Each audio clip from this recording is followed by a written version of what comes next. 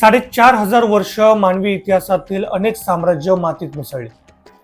भाषा बदलल्या, धर्म बदलले, पण इजिप्तच्या वाळवंटात उभ्या असलेल्या या अजरामर वास्तूने काळालाही थक्क केले.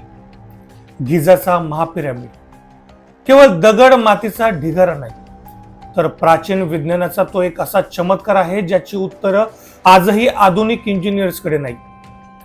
कल्पना करा, तुमच्याकडे आधुनिक क्रेन नाहीत, लोखंडी अवजारे नाहीत आणि चाकाचा शोधही लागलेला नाही, तरी तुम्हाला 15 टन वजनाचे 23 लाख दगड अशा प्रकारे रचायचे की 4,500 वर्षानंतरही त्या वास्तूतून एका ब्लेडचं टोकही आर पार जाणार नाही. जगातील सर्वात मोठे इंजिनिअरिंग कोड म्हणजे गिझाचा पिरॅमिड. आज आपण या दगडांमागे दडलेले ते रहस्य उघड करणार आहोत, जे पाहून आधुनिक शास्त्रज्ञही थक्क झाले.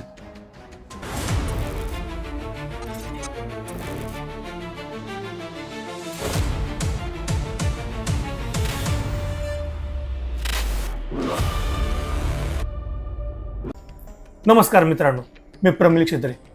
तुम्हाला ही रहस्यमय आणि थरारक गोष्टी ऐकायला आवडत असतील तर प्रमिल क्षेत्रे ह्या माझ्या युट्यूब चॅनलला लाईक, शेअर आणि सबस्क्राईब करा, जेणेकरून मी नवनवीन गोष्टी तुमच्यासाठी घेऊन येईल. इसवी सन पूर्ण 2550च्या सुमारास राजा खुफू याने हा पिरॅमिड उभारला. याची भव्यता समजून घेण्यासाठी आकडेवारी पुरेशी आहे.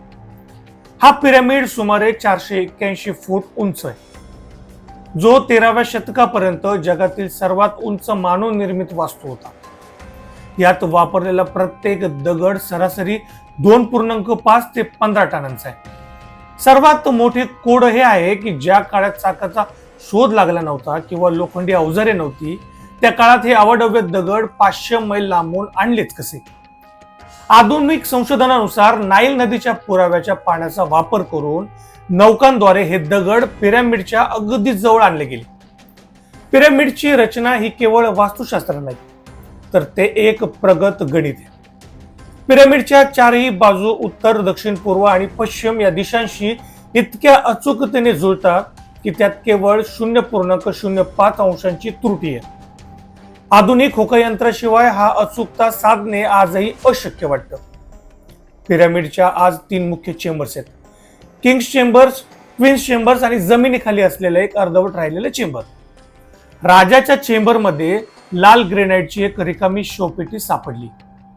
विशेष म्हणजे या चेंबरच्या वरच्या बाजूला 5 मोकळ्या जागा सोडल्यात, जेणेकरून पिरॅमिडच्या लाखो टन वजनामुळे खालची खोली जी आहे ती कोसळू नये. 2017 मध्ये स्कॅन पिरॅमिड्स या प्रकल्पांतर्गत म्युऑन रेडिओग्राफी तंत्रज्ञानाचा एक वापर करण्यात आला. यातून पिरॅमिडच्या आत एका 30 मीटर लांब मोठ्या रिकाम्या जागेचा शोध लागला. ही जागा नेमकी कशासाठी आहे हे आजही एक गूढ आहे, कारण तिथे पोहोचण्यासाठी कोणताही मार्ग उपलब्ध नाही. गेल्या काही दशकांपर्यंत असा समज होता की पिरॅमिड गुलामांनी रक्ताचं पाणी करून बांधले. पण मार्क लेहनर आणि झाई हवास यांसारख्या पुरातत्व शास्त्रज्ञांनी शोधून काढलेल्या कामगारांच्या शहरानं हे चित्र बदललं. खोदकामात असं आढळलं की पिरॅमिड बांधणारे गुलाम नव्हते, तर ते पगारी कुशल कामगार होते. त्यांना राहण्यासाठी उत्तम घरं होती, त्यांना उच्च दर्जाचं अन्न दिलं जात होतं आणि त्यांना वैद्यकीय सुविधाही उपलब्ध होत्या. या कामगाराच्या सांगाड्यावर झालेली बिंदूची शस्त्रक्रिया हे सिद्ध करतं की त्या काळी इजिप्शियन वैद्यकीय शास्त्र हे किती प्रगत होतं. पिरॅमिडच्या आतल्या भागाचे तापमान नेहमी 20 अंश सेल्सिअस स्थिर असतं. मग बाहेर कितीही उष्णता असो, याला नॅचरल एअर कंडिशनिंग म्हणतात. काही सिद्धांतानुसार पिरॅमिडच्या रचनेत वापरलेले चुनखडीचे दगड आणि ग्रेनाइट हे विजेचे सुवाहक म्हणून काम करू शकतात. जरी हा पॉवर प्लांट असल्याचा दावा सिद्ध झाला नसला, तरी पिरॅमिडची ऊर्जा साठवण्याची क्षमता नाकारता येत नाही. आता सर्वात महत्वाचा प्रश्न, पिरॅमिड नेमकं बांधलं कसं, याबद्दल आजही शास्त्रज्ञांमध्ये आणि पुरातत्व शास्त्रज्ञांमध्ये चर्चा सुरू आहे. त्याचे मुख्य कारण असं की 4,500 वर्षांपूर्वीच्या त्या काळात आजच्या सारखी प्रगत यंत्रसामग्री, क्रेन किंवा लोखंडी अवजारे नव्हती. तरी अवाढव्य दगडांचा वापर करून इतकी अचूक वास्तू उभारली कशी, याचं पूर्ण उत्तर अद्याप मिळालेलं नाही. मात्र आधुनिक संशोधनामुळे काही महत्वाचे धागेदोरे हाती लागले, ज्यावरून आपल्याला एक ढोबळ कल्पना येते.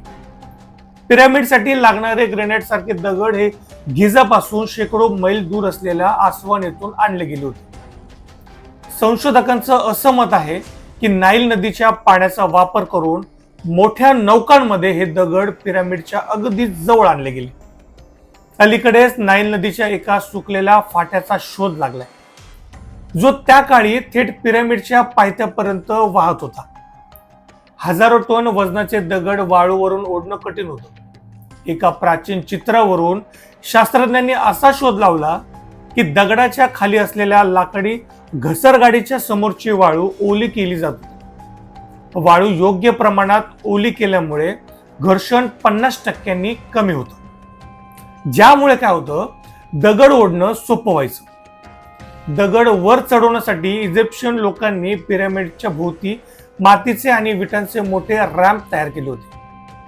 अलीकडेच हातनूब येथील खाणीत एका अशा रॅम्पचा पुरावा मिळालाय, जो खूप चढणीचा असून त्यावर दगड खेचण्याची दोन्ही बाजूंनी खुंट्या लावण्याची सोय होती.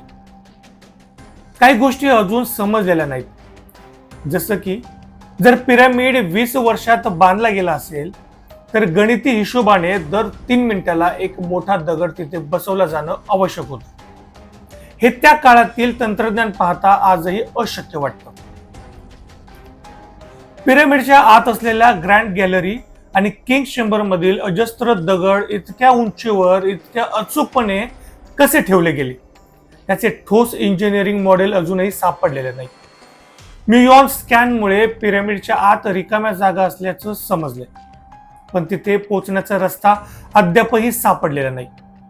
आज 4,500 वर्षांनंतरही वाळूची वादळं, भूकंप आणि मानवी अतिक्रमण सोसून हा पिरॅमिड ताठ मानेनं उभा आहे.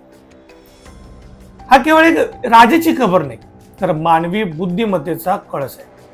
आधुनिक विज्ञानाकडे आजही ते सांगण्यासाठी पूर्ण पुरावे नाहीत की इतकी अचूकता त्या काळी सापडली कशी. गिझाचा हा महापिरॅमिड आपल्याला हेच सांगतो की प्राचीन जगाकडे असे काही ज्ञान होते जे आपण काळाच्या ओघात विसरले. जोपर्यंत आपण त्या मोठ्या रिकाम्या जागेचा शोध घेत नाही, तोपर्यंत या 4,500 वर्षांच्या गुपिताचा शेवटचा अध्याय लिहिला जाणार नाही. तूर्तास इतकंच. तुम्हाला ही गोष्ट कशी वाटली हे मला कमेंट करून नक्की कळवा. आणि प्रमिल क्षेत्रे या माझ्या YouTube चॅनलला लाईक, शेअर आणि सबस्क्राईब करायला विसरू नका.